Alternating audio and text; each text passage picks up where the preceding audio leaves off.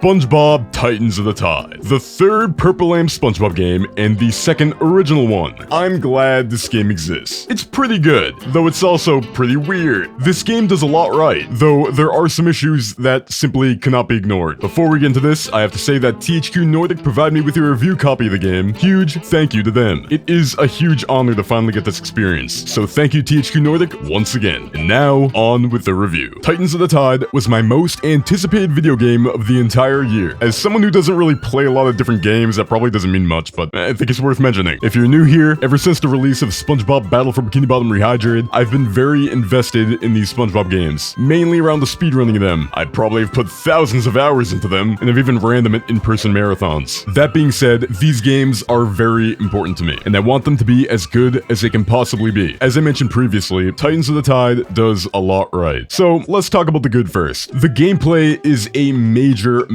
upgrade over Cosmic Shake. For most people, this is probably enough. The game is fun. It truly feels like a fun 3D platformer. The gameplay is very moment to moment. You always feel like you're actually doing something, and actually, playing a game. A lot of mechanics from Cosmic Shake return, but they're implemented in significantly more engaging ways. The game feels a lot more snappier and responsive, which is obviously something I really do appreciate. Remember the surfboard from Cosmic Shake? This mechanic was a nothing burger. You used it for like 2 seconds in very scripted sections. How neat. Well, now the surfboard returns and it is actually used in the way you think it should have been used. Yeah, it's a traversal method now when you get it in a level, and it is a lot of fun. It feels very fast, and I hate the fact that I'm saying this, but what truly surprised me is that when you go down slopes, it actually carries the momentum. It seems like a lot of modern platformers are very scared to have any sort of momentum building in them, which is just super lame. It's so fun. I don't understand the hesitation towards it. So the fact that Purple Lamp actually has momentum building with the surfboard in this game is extremely respectable. There's also a lot of sliding in the game, a lot more than Cosmic Shake, and the sliding is a lot more fun. It feels significantly better. There's a lot of diverging paths. It also feels like there's a lot more actual gameplay on the slides, because the game will often require you to switch characters on them, which leads me into talking about the main mechanic of the game, the character switching. It's not like the Battle for Bikini Bottom character switching. It is on the fly. One button and you instantly switch characters. I am genuinely surprised at how much I enjoyed this mechanic. The character switching is very fun. Sometimes you'll need SpongeBob's moves, sometimes you'll need Patrick's, and that's when you need to switch. It really does work. I was afraid the switching was going to feel very arbitrary, but it doesn't. It really does add a lot to the gameplay in my opinion. Also, Patrick's grapple is a great move. This is very fun to use, and it's a great thing to use during the forced combat sections. Ah, the beloved forced combat sections. In Cosmic Shake, they were pretty boring, and there was a lot of waiting involved. Here, with all the new moves, there's a lot you can do to speed up the fights. And I can't believe I'm saying this, but I think a lot of them are actually kind of fun. I genuinely can't believe I said that, because if this were Cosmic Shake, I would be saying absolutely none of them are fun. Of course, this game does have some forced combat sections that do kind of overstay their welcome, but most of them are very fast when you actually know what to do. And while we're at it, the actual boss fights in this game are pretty good. A major upgrade from the Cosmic Shake ones, yes, but that bar was...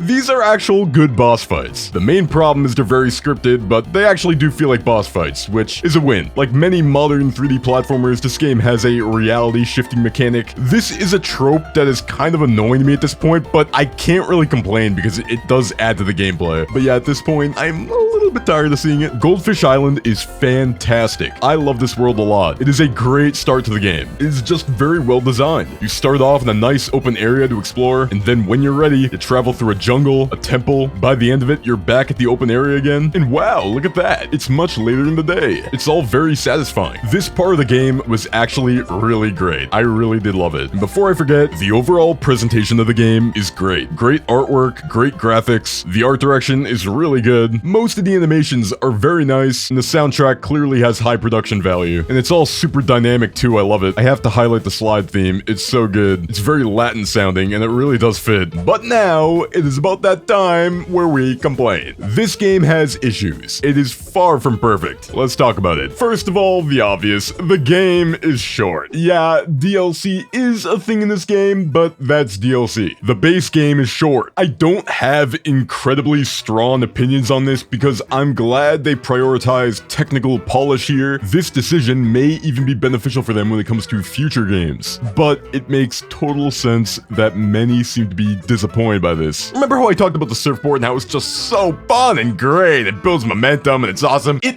barely appears. It's so fun and great, and you're gonna be using it in an open area exactly 3 times. This was such a missed opportunity. If they make more SpongeBob games, I'm really hoping this sticks around and they actually use it more. It just really frustrates me that they make a unique mechanic to this game that's very awesome and then barely use it. The primary instance of the surfboard is in Goldfish Island. As I mentioned previously, I love this world. I love this world so much that it is my favorite world in the game by far, and then it all goes downhill from there. Yeah, this is very, very unfortunate. The rest of the game isn't bad by any means. The gameplay still holds up, it's still fun, but the worlds, man, are like, what is this? Neptune's Palace, I'm just running around hallways. The catacombs are so dark and dreary, like this is a SpongeBob game, man. And a lot of the worlds from this point on give the illusion of being big, and they're really not. The game is super, super linear and boxed in. If you thought Cosmic Shake was linear, oh man, this game is very, very linear. I don't know how popular of an opinion this is. For games like this, I feel like them being linear makes them inherently worse. Battle for Bikini Bottom was so beloved because of how open it was. There felt like there was so much freedom in that game. Here, especially with the later levels, there's next to none. And this does make for an okay first playthrough, but the linear structure immediately ruins all replayability. If I replay this game, it'll be like watching a movie again. People don't play these games for the platforming challenge, they play them to immerse themselves in the world of SpongeBob. So when you make a SpongeBob game linear, it's basically like making a SpongeBob movie, or a movie gate. Remake the movie game! That'll never happen, dude. What I'm trying to say here, a game like Crash 4 can pass with linearity because most people are playing that game because they want to play a challenging platformer. SpongeBob's main appeal is the established world, so give people freedom and let them explore that world how they please. And don't force them on a linear path. Save that job for the bad movies. But man, like Jellyfish Fields, you think it's gonna be so much more, and then it's just spammed with forced camera angles and invisible walls. It's so frustrating. This is going to seem like a nitpick, but it's something that really bothers me. Tiki's return again after they returned in Cosmic Shake. Cosmic Shake removed the shush Tiki, which is fine. It makes sense. There was no sneaking in that game. But this game removes the floating Tiki. But there still are floating Tikis. They're just the wooden Tikis floating. In the demo, I thought this was a placeholder, but I guess I was wrong. Seriously? What was the point of this? The floating Tiki, it's such a cool design, and you're gonna throw it away for a standard Tiki on a bubble? When you break the Tikis, you get coins. Similar to Cosmic Shake, these coins do next to nothing. Besides the health upgrades, they are used for cosmetics. Like Cosmic Shake, the costumes are very fun, but even these are flawed in this game. Many costumes return from Cosmic Shake. However, the costumes that did return from Cosmic Shake are not even the best ones. No wizard, no rainbow, no Quickster. Patrick has a Barnacle Boy costume, so naturally, you'd think SpongeBob would have a Mermaid Man one, right?